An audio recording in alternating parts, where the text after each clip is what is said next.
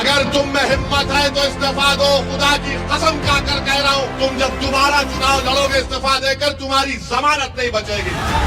तुम्हारे बाप की वजह से तुम नहीं जीते, सीमांचल के गरीबों की वजह से तुमको कामयाबी मिली।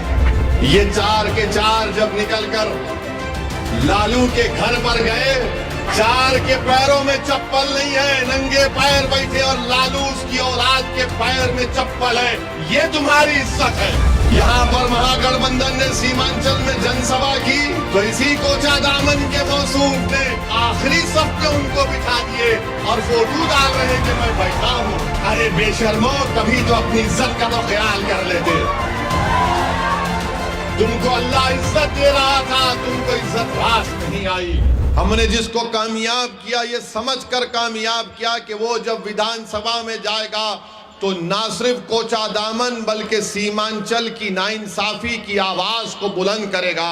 मगर अफसोस इस बात का है कि इन्होंने गरीबों के साथ बैठना पसंद नहीं किया, इन्होंने कमजोरों के साथ बैठना पसंद नहीं किया, इन्होंने माँ और बहनों के ख्वाबों को पूरा करने के ताल्लुक से उसको सोचना छोड़ दिया। उन्होंने नौजवानों को हौसला दिलाने की कोशिश नहीं की, बल्कि इन लोगों ने मिलकर गरीबों का साथ छोड़कर जालिम लोगों के चौखट पर जाकर अपने सर को झुका दिया। मजलूमों से इंसाफ करने के बजाय जालिमों को और मजबूत किया। इख्तिदार में आने के बाद इख्तिदार पर बैठने वालों से पूछने के बजाय उन्होंने गुलामी को कबूल किया और इन्होंने अपनी असलियत को दिखा दिया। ये गद्दाराने कौम और मिल्लत हैं। अगर ये कह रहे हैं कि असदुद्दीन ओवैसी को तुमने धोखा दिया, तुमने असदुद्दीन ओवैसी को धोखा नहीं दिया, तुमने कोचा दामन के गरीबों और मजलूमों, नौजवानों को और माँ और बहनों के पीठ में तुमने खंजर घोंपा है और कभी भी यहाँ की आवाम तुमको माफ नहीं करेगी। अगर हिम्मत है तो आ जाओ, इस्तीफा दो, आज इस्तीफा दो, मुकाबला करो, देखते हैं। मैं इन चारों बेईमानों से कह रहा हूं, अगर तुम में हिम्मत है तो इस्तीफा दो, खुदा की कसम खाकर कह रहा हूं, तुम जब दोबारा चुनाव लड़ोगे इस्तीफा देकर, तुम्हारी जमानत नहीं बचेगी। है तुम में हिम्मत तो बोलो, नीतीश को आ जाओ, तेजस्वी को आओ, तुम्हारे लिए कैंपेन करो। ओवैसी अकेला खड़ेगा, इन सबसे मुकाबला करेगा, मगर इस्तीफा नहीं देंगे, इस्तेसाल करेंगे। इनमें हिम्मत नहीं है इस्तीफा देने की। अरे तुम नहीं जीते, मजलिस की मोहब्बत में अवाम ने वोट दिया।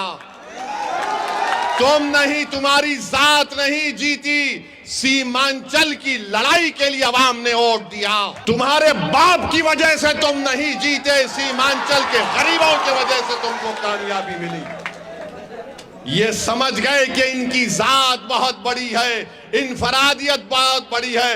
अरे याद रखो, असदुद्दीन ओवैसी को अगर आज पहचान मिली तो अल्लाह के फजलो करम से मजलिस इत्तेहादुल मुस्लिमीन की वजह से मिली। मैं मजलिस की वजह से हूं, अगर मजलिस नहीं मगर नहीं हूं तो मैं कुछ भी नहीं।